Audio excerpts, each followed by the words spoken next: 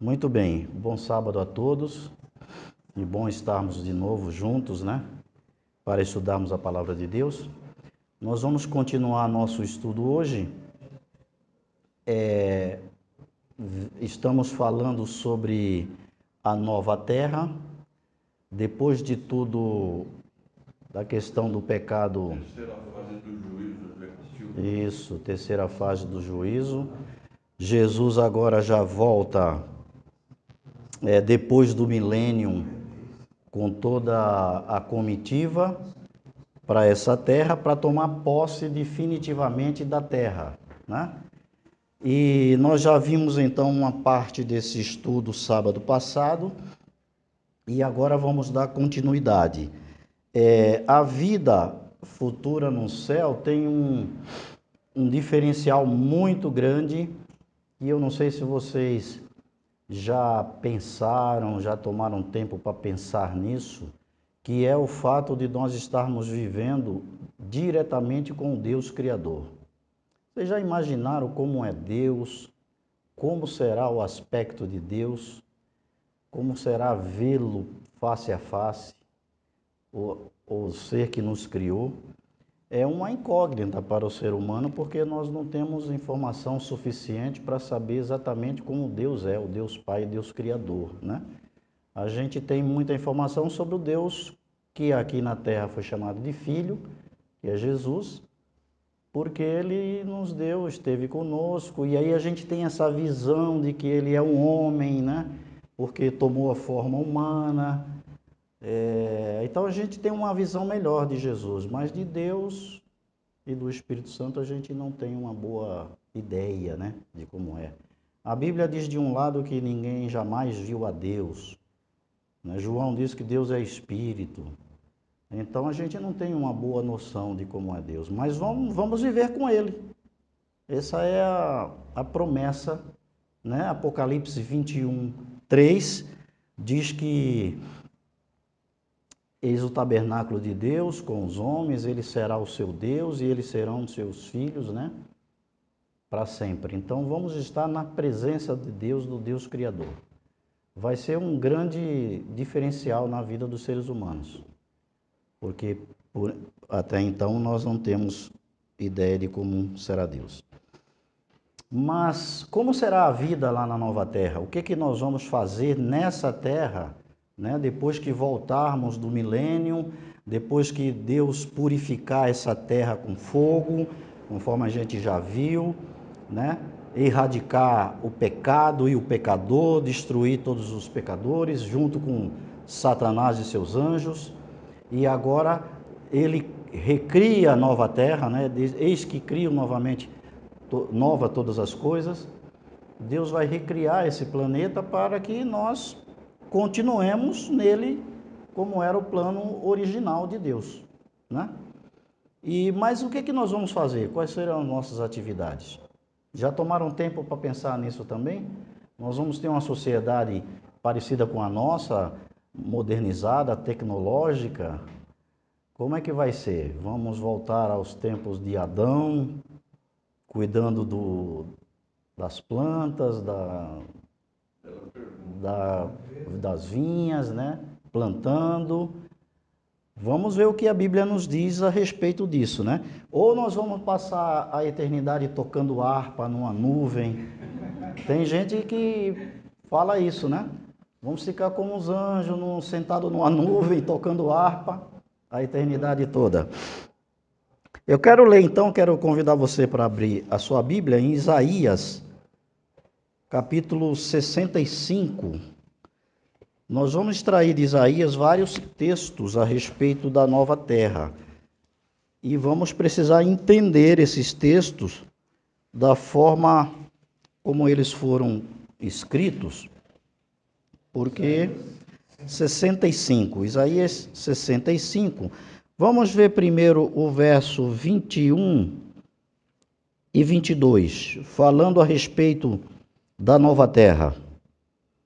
Não haverá mais nela, e edificarão casas e as habitarão, plantarão vinhas e comerão seu fruto. Não edificarão para que outros habitem, não plantarão para que outros comam, porque os dias do meu povo serão como os dias da árvore, e os meus eleitos gozarão das obras de suas mãos. Então aqui tem uma primeira indicação. Você escolheu esse verso, o Paulo veio, né? Tem tudo a ver com Paulo, né? Edificarão casas para morar nelas. Primeira dica aqui é que vamos poder construir nossas casas. Então, vamos construir casas para morar e plantarão as vinhas e comerão do seu fruto. Quer dizer, é uma indicação de que vamos trabalhar com a terra, a agricultura, vamos plantar e tal. Deus, como é que foi a ideia? Deus fez tudo isso, né? Formou todo o local onde o homem ia viver, mas deu a ele uma ordem de trabalho, né? Para cuidar daquilo ali. Então, a ideia era que o homem se ocupasse com a terra e com as coisas da terra, né? A primeira ideia aqui é que vai haver atividade, né? Não vamos ficar tocando harpa, não vamos ficar na ociosidade, até porque a Bíblia fala da ociosidade, né? Que não é a ideia de Deus para o ser humano, né? Você ficar sem fazer, sem trabalhar, sem fazer nada, né? A Salomão até diz assim, vai ter com a formiga para aprender com ela, que a formiga trabalha o verão todo para poder passar o inverno com mantimento, né? Então Salomão tira essa ideia assim e fala, ó, não fica parado, não fica esperando as coisas caírem do céu, né? Agora, vamos lá em Isaías 35, depois a gente volta aí, viu, Carlos? Fique tranquilo, que a gente vai entender toda essa problemática aqui. Isaías 35, vou ler aqui, eu vou ler isso aqui na nova versão transformadora, que é uma linguagem muito, muito legal. Eu gosto muito dessa versão da Bíblia, nova versão transformadora, porque ela tem uma linguagem muito atual, mas é a mesma coisa aí que está na sua Bíblia, só que falada de forma mais moderna, mais atual. Não é a Bíblia na linguagem de hoje, é a nova versão transformadora, NVT. Diz assim, ó, as regiões desabitadas e o deserto exultarão, a terra desolada se alegrará e florescerá como o açafrão. Haverá muitas flores, cânticos de alegria, os desertos se tornarão verdes, como os montes do Líbano, belos como o Monte Carmelo e a planície de Saron. Ali o Senhor mostrará a sua glória, o esplendor do nosso Deus. Fortaleçam os de mãos cansadas, apoiem os de joelhos fracos. Digam aos de coração temeroso, sejam fortes e não temam, pois seu Deus vem para vingar-se dos seus inimigos, ele vem para salvá-los. Quando ele vier, abrirá os olhos dos cegos e os ouvidos dos surdos. Os aleijados pularão como o cervo, e os mudos cantarão de alegria. Fontes brotarão do deserto, e os rios correrão na região desolada. O solo ressecado se tornará um açude, e a terra sedenta mananciais de água. O capim, a cana, o junco florescerão, onde antes viviam os chacais do deserto. Um caminho largo atravessará a terra, antes desabitada, e será chamada caminho de santidade. Os impuros jamais passarão por ele. Será somente para os que andam nos caminhos de Deus, os tolos jamais andarão por ele. Ao longo desses trajetos, leões não ficarão à espreita, nem qualquer outro animal feroz. Não haverá nenhum perigo, somente os redimidos andarão por ele. E os que foram resgatados pelo Senhor voltarão, entrarão, cantarão em Sião, coroados com alegria sem fim. A tristeza e o lamento desaparecerão, e eles ficarão cheios de alegria e felicidade. É um texto muito bonito a respeito da nova terra, né? Eu quero ressaltar aqui alguns versos, só para a gente entender aqui legal, ó. Então, as regiões desérticas não vão mais existir. Hoje a terra é cheia de desertos, né? Lugares ermos que não nasce nada, seco. Tem as regiões polares ali que também são desérticas. Então, o texto está dizendo que isso aqui nada vai existir, vai ser como Deus criou a terra inicialmente. Aí, no verso 2, nós vamos ver a glória de Deus, sem nós sermos fulminados, né? Diz aí, ó, ali o Senhor mostrará a sua glória, o esplendor do nosso Deus. Hoje nós não temos condições de estar diante da glória de Deus por causa do pecado. Mas aqui estaremos diante do Deus Todo-Poderoso. Ali não haverá mais nenhum deficiente físico, versos 5 e o 6, né? Diz aí que os olhos dos cegos serão abertos, os ouvidos do surdo, quer dizer, não vai ter mais deficiente físico, os aleijados vão pular e tal. Então, essa é a ideia da nova terra. E diz que a terra será perfeita e eterna, no verso 10, né? Perfeita e eterna, como foi a ideia de Deus. Volta aí agora no capítulo 11. Agora eu vou ler na Bíblia normal, para o Carlos poder acompanhar legal. No capítulo 11, capítulo 11 de Isaías, tá certo?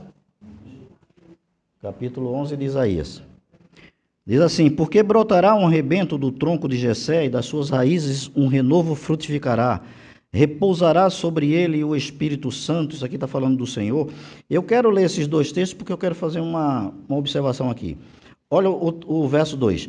Repousará sobre ele o Espírito do Senhor. O Espírito de sabedoria, o Espírito de inteligência, o Espírito de conselho, o Espírito de fortaleza e o Espírito de conhecimento e temor do Senhor. Se você contar aí, dá 7 Espíritos. A Bíblia fala de 7 Espíritos quando se refere ao Espírito Santo, não é? Então, o número 7 é um número de plenitude e tudo mais, né? Então, às vezes a gente, lá lendo Apocalipse, não entende direito, veio a mensagem da parte dos 7 Espíritos e tal, e a gente fica perguntando, o que será que é isso, né? Aqui é um bom texto para dizer, olha, 7 Espíritos aqui, o Espírito do Senhor, o Espírito de sabedoria, o Espírito de inteligência, de conselho, de fortaleza e de conhecimento, 7 Espíritos aí. Isso foi um adendo aqui só para que me chamou a atenção aqui para comentar com vocês. Mas o que interessa é a partir do verso 6 do nosso estudo de hoje. E morará o lobo com o cordeiro, o leopardo com o cabrito se deitará, o bezerro e o filho do leão e o animal cevado andarão juntos, e um menino pequeno os guiará. A vaca e a ursa pastarão juntas, seus filhos se deitarão juntos, o leão comerá palha como boi, e brincará a criança de peito sobre a toca da serpente, e a desmamada colocará a mão na cova. Aqui na minha Bíblia diz do basilisco, mas é uma espécie de serpente, víbora, e diz que a criança poderá pôr a mão e tal, e não vai acontecer nada, né? Não como nos dias de hoje, que uma picada de cobra, dependendo da cobra, você morre. Então, o que é o Isaías? Veja, a gente viu 65, viu o 35 e agora estamos vendo o 11, né? Textos que Isaías falando da nova terra. Como vai ser? O leão vai pastar junto com o cabrito, com a ovelha, não vai haver mais ferocidade. Foi como Deus criou, né, os animais. Os animais comiam, lembram que em Gênesis Deus deu o alimento do homem e deu o alimento dos animais. E os animais comiam a erva do campo e tudo mais, né? Não tinha animais que comiam carne, animais ferozes, eram animais que iam comer a erva do campo. Então voltará a ser aqui, aí não vai haver mais ferocidade, né? O leão dormindo junto com a ovelha, né? Hoje é uma coisa impensável, o lobo, né? Fala aqui. Então veja, são textos falando da nova terra, e agora a gente precisa começar a entender, porque quando você vai olhar o contexto destes textos que nós lemos, você encontra coisas como o Carlos já levantou ali uma delas, que parece não combinar com o texto da nova terra. Quer ver? Vamos lá em Isaías 65 novamente, onde nós começamos. Isaías 65. E aqui a gente precisa entender uma coisa muito importante quando a gente estuda profecias, né? Ó, se você for aí no verso 17 de Isaías 65, começa dizendo: porque eis que eu crio novos céus e nova terra, e não haverá mais lembrança das coisas passadas, nem mais subirão ao coração. Se você olhar, há um link aqui com o verso anterior do 16, da parte finalzinha do verso 16, porque já estão esquecidas as angústias passadas e estão escondidas dos meus olhos. Então, quando diz não haverá mais lembrança das coisas passadas, falando das angústias, das agruras que nós passamos na vida, né? Tudo isso, a vida eterna vai ser tão boa, tão diferente, que a gente não vai mais se lembrar do perrengue que nós passamos aqui durante o tempo de pecado, tá certo? Então, continuando aqui, no 18, mas vós folgareis e exultareis perpetuamente no que eu crio, porque eis que eu crio para Jerusalém uma alegria e para o seu povo gozo. Exultarei em Jerusalém, me alegrarei no meu povo, nunca mais se ouvirá nela voz de choro, nem de clamor. Aí vai o 20, 21 que a gente leu, né? 22 também. Agora, olha o 23. Não trabalharão debalde, nem terão filhos para perturbação, porque são a descendência bendita do Senhor e os seus descendentes estarão com ele. Aí o 25 confirma novamente aquilo que ele já disse: o lobo e o cordeiro se apacentarão juntos, o leão comerá palha, como boi, será comida, e pó será a comida da serpente. Não farão mal e nenhum dano em teu santo monte, diz o Senhor. Então, aqui, ó, já tem alguma coisa que ele diz: não trabalharão debalde, não terão filhos para perturbação, né? E quando a gente vai olhar outros textos, deixe-me encontrar aqui.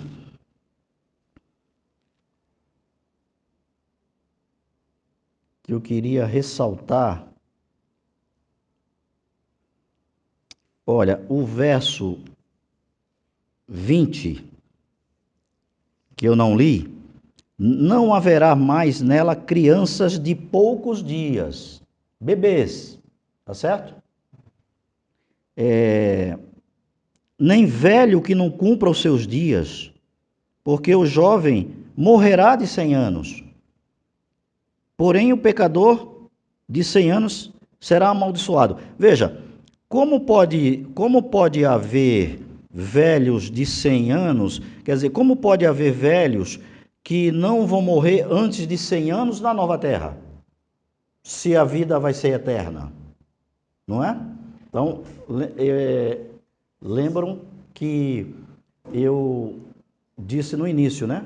Ali, a gente precisa ler esses textos e entender o contexto em que eles foram escritos, para poder a gente discernir o que o profeta estava dizendo aqui, né? Porque parece que ele está misturando aqui coisas que teria na nova terra e coisas que não teriam, no mesmo contexto, né? Então aqui... Fala até em pecado. Hã? Fala até em pecado. Fala até em pecado. Como pode haver pecado na nova terra? Não é? Não pode haver pecado na nova terra. Porque isso que o Edu falou, ó, porém o pecador de 100 anos será amaldiçoado. Então, como pode haver pecado na nova terra? Não vai haver pecado na nova terra. Então, como entender essa coisa sobre a vida eterna escrita em Isaías, né? Nós precisamos entender o seguinte: quando a gente estuda profecias, nós precisamos saber que há pelo menos 2 tipos de profecias na Bíblia. 2 tipos de profecias. as profecias apocalípticas, ou alguns chamam de escatológicas, relacionadas ao tempo do fim, né? São exclusivas para o tempo do fim. Essas são chamadas apocalípticas ou escatológicas, né? Elas abarcam eventos desde os dias dos profetas, quando eles escreveram, até o fim do mundo. Estão relacionadas com o fim do mundo.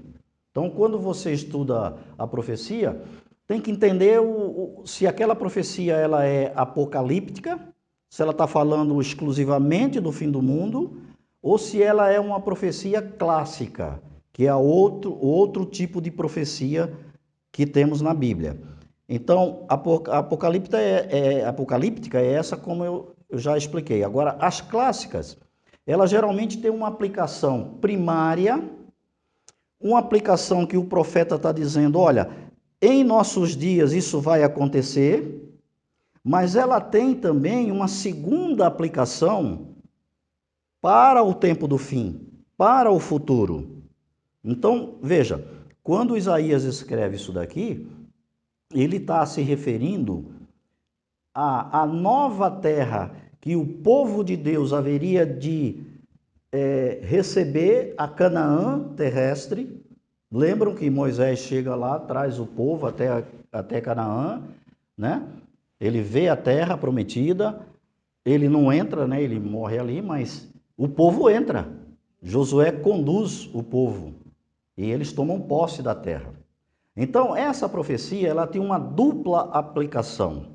Ele estava falando da terra prometida de Canaã terrestre, que seria uma terra que essa maldição que nós vamos encontrar lá em Deuteronômio 28, 23, que tinha uma maldição para Israel, caso Israel não obedecesse ao Senhor, e aí relata lá toda a maldição, a terra seria seca, não ia produzir, as pessoas iam morrer de doença rápido, não ia ter muitos dias, o cara não ia ficar muito velho, não ia ter muita vida.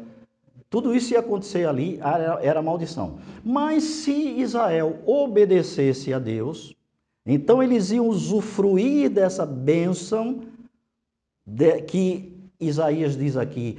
Não vai ter velho que não vai completar os seus dias, morrer com 100 anos vai ser fácil, vai ser normal, as pessoas vão viver muito, né?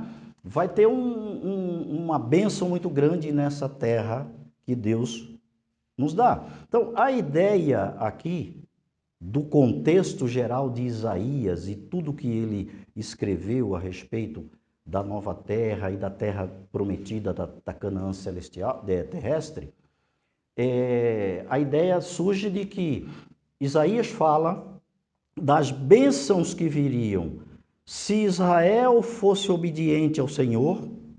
Então eles, ao ocupar a Canaã terrestre, eles iriam usufruir dessas bênçãos antecipadas das bênçãos futuras da vida eterna. Entende? Porque veja, na vida eterna haveria tudo isso que a gente leu inicialmente, né? O cordeiro não vai haver animal feroz, nós vamos estar diretamente com Deus, a vida será eterna, não haverá mais choro, nem pranto, nem dor, nem morte, né? As coisas ruins vão passar, não vão ser mais lembradas. Essa é a bênção da vida eterna. Se Israel fosse obediente ao Senhor durante o seu trajeto, eles, ao receberem a terra prometida, eles receberiam bênçãos antecipadas da nova terra, da vida eterna. Eles seriam agraciados por essas bênçãos de poder viver mais, da terra produzir, de não haver mais doenças como tinha na sua época. Então, a ideia geral de Isaías, nessas profecias, é que aqui havia profecias clássicas, profecias que diziam respeito a um tempo bem próximo que eles iriam viver, mas que também tinha uma segunda aplicação falando da profecia da vida eterna, da profecia apocalíptica. Então, é comum nós encontrarmos na Bíblia profecias de dupla aplicação, de aplicação para o momento em que ela foi escrita, mas também apontando para o futuro. Um outro exemplo disso a gente já viu aqui, são as cartas às 7 igrejas de Apocalipse. Quando João escreve para as 7 igrejas, ele trata de assuntos que estavam acontecendo naquele momento da igreja, mas que apontavam para a experiência da igreja no futuro. Então, quando ele fala a carta à igreja de Laodiceia, por exemplo, a última das igrejas, ele trata ali de coisas que Laodiceia estava vivendo no seu momento, mas apontava para a experiência da igreja antes da volta de Cristo. A igreja de Laodiceia, que é a igreja que nós chamamos hoje, a Laodiceia espiritual, é o nosso período, né? Então, o que dizia lá? Olha, vocês lá aí em Laodiceia, vocês são mornos, vocês não são nem quente nem frio, eu estou a ponto de vomitar vocês da minha boca, porque vocês não se decidem. Estão com o pé na igreja, outro pé lá fora. Não tomam uma decisão. Era o que estava acontecendo em Laodiceia. Mas isso expressava a experiência da igreja no futuro. E você olha para a igreja hoje e você vê uma certa coincidência disso. Eu quero tocar aqui no assunto das crianças, né? No sábado passado houve uma pergunta aí. Eu só quero fazer aqui um adendo. Vamos ver aqui uma coisa interessante que eu ainda não falei. Olha a musiquinha de criança. No Mar da Galileia. Eu lembro disso. Uma outra dúvida então aqui que surgiu. Isaías 66. Vamos lá. Mais para frente aí um pouquinho. Isaías 66. Quero comentar isso aqui com vocês. E o verso 23. Isaías 66. Acho que isso aqui nós falamos sábado passado. Só tocamos no assunto, faz referência à lua nova, né? Na nova terra. Na nova terra vai existir lua? É uma pergunta. O verso 23 diz: será que de uma lua nova a outra, e de um sábado até o outro, virá toda a carne perante mim, diz o Senhor. Verá toda a carne adorar perante mim, diz o Senhor. Então, a celebração do sábado semanal.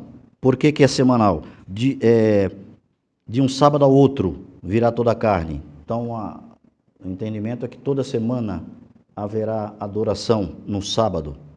Agora, vai haver também de uma festa de uma lua nova a outra. Isso aí é mensal, né?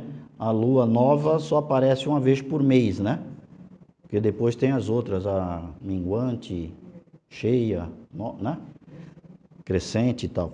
Então, quer dizer que durante todo o período, né? Todos os meses, todas as semanas, haverá adoração do Senhor de um sábado a outro e tudo mais. Então, o sábado é uma instituição eterna, tá certo? Deus criou o sábado na criação, desde o início, e estenderá isso até a eternidade. É um símbolo da criação, do poder de Deus e um símbolo da criação e também da redenção. O sábado vai ser honrado apropriadamente no céu. Continuando, né? O que a gente faz aqui na terra. Então, enquanto os céus durarem, os céus e a terra durarem, continuará o sábado como um sinal do poder criador. Agora, eu quero fazer um adendo aqui, um parênteses aqui, que não tem nada a ver com a profecia, mas é um texto que me chamou a atenção, queria comentar com vocês. Olha o verso 17 de Isaías 66. O que é que diz aí? O verso 17. Estamos num contexto da nova terra, tá certo? Leiam para mim. Carlos, leia. os que se santificam e se purificam nos jardins, uns após os outros, os que comem carne de porco e a abominação, e o rato, juntamente serão consumidos, diz o Senhor. Vai comer carne de porco e vai comer rato, para você ver. Né? Esse é um texto bem claro aqui. Aqueles que comem carne de porco, então, no sentido bíblico, é pecado. Não se trata de só saúde. Não é? Não é o que diz o texto aqui? Serão consumidos. Então, essa aqui é uma dessas profecias clássicas. Né? Tem dupla aplicação aqui, falando da terra prometida e também da nova terra. Agora, a gente já comentou, acho que nós comentamos isso aqui, né? Apocalipse 22, 23 diz que a cidade santa não vai precisar de sol nem de lua, mas porque o Cordeiro é a sua lâmpada, então não precisar é uma coisa e não existir é outra. Então a lua vai continuar existindo porque Deus criou a lua na criação junto com o sol. Né? Agora, na cidade, a gente não vai precisar da luz deles, porque a glória de Deus já vai preencher todo o templo e não vamos precisar mais disso, né? Nessa terra escatológica. Eles vão continuar existindo. Agora, crianças na nova terra. A pergunta é o seguinte: vai haver nascimento de crianças? Haverá procriação, haverá casamento, haverá vida conjugal na terra. Algumas religiões defendem a ideia de que se você quer manter a sua vida conjugal na eternidade com a sua esposa ou com seu marido, você deve fazer um pacto aqui na terra com ele, com ela, para viverem até a morte juntos, porque lá vocês poderão desfrutar dessa mesma vida juntos, conjugalmente, a eternidade toda. Tem gente que acredita nessa situação de haver esse tipo de relacionamento, né, conjugal. Relacionamento conjugal. Jesus falou a respeito disso, né, quando os fariseus o interrogaram ali sobre a questão da carta de divórcio, da mulher o cara que casou com 2, 3, 5 mulheres, né? Até hoje ainda tem isso. Aliás, eu vi uma reportagem essa semana na internet de um brasileiro que está casado com 8 mulheres. 8, não sei se vocês viram isso. E ele queria mais 2, porque ele quer ter filho com todas. Um milionário. Né? Sim, claro, o cara tem que ter dinheiro para sustentar. Já é difícil sustentar uma, né? Dinheiro e saúde, né? Também. O cara tem que ter. Mas aí a pergunta era, e aí, como é que fica? Qual das mulheres que o cara vai viver lá? Vai viver com todas e tudo mais, né? E aí Jesus toca nesse assunto, dizendo que, primeiro ele critica aqueles homens porque não leram a Bíblia, não estudaram, né? E ele diz, olha, vocês não sabem que lá na eternidade todos serão como os anjos, que não casarão e não se darão em casamento? Querem ver isso? É Mateus 22, 30, né?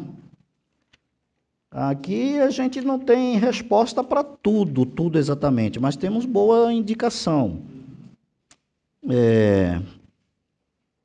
Porque na ressurreição nem casam, nem são dados em casamento. Então, no casamento não vai haver mais, mas serão como os anjos de Deus no céu. Bom, eu não vou entrar aqui agora no estudo dos anjos, porque aí a gente precisava de umas 3 aulas aí, para a gente poder ter uma ideia geral de como é a natureza dos anjos e tudo mais. Então, o que Jesus está dizendo aqui? Olha, não vai haver casamento, então não vai haver vida conjugal, não vai haver mais sexo, né?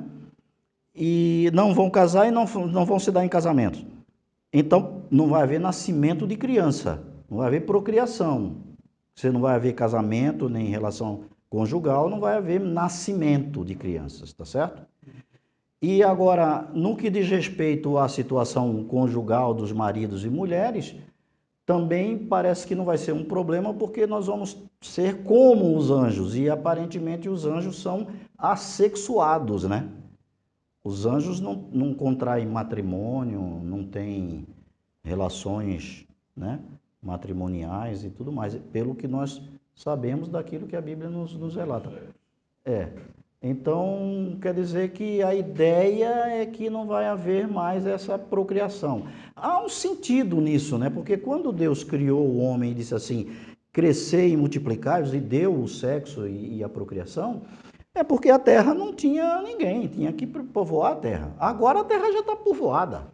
A ideia, então, é que não haverá nascimento de crianças, né?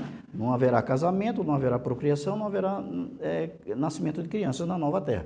O mundo já está povoado com uma certa quantidade que eu acho que Deus julga que é suficiente ali para o nosso mundo. Não podemos esquecer que ele tem outros mundos povoados e a gente não sabe se lá tem 8 bilhões também de pessoas ou não, né? Tem o universo todo. Mas, respondendo a sua pergunta, Carlos, isso não seria nenhum problema para Deus, esse tipo de coisa, mesmo que houvesse nascimento de crianças pela eternidade, né?